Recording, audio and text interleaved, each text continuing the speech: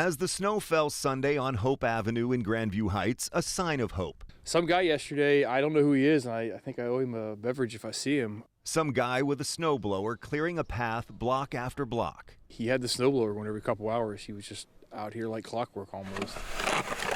Ben Karish cleared off his and his wife's cars Monday, but didn't have to clear the sidewalk along the street in front of his house because of the hero snowblower guy. So, local hero, I appreciate you wherever you are.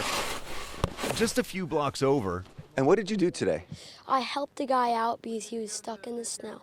That guy is Jack Schwartz. Thought today looked promising, so I regret that I already hit a speed bump here. Jack was trying to get to work as a chaplain at a local hospital. The alley looked clear, and I shot out, and then I hit a little snag here, and these two kids were great, trying to help push me out over this little hump here.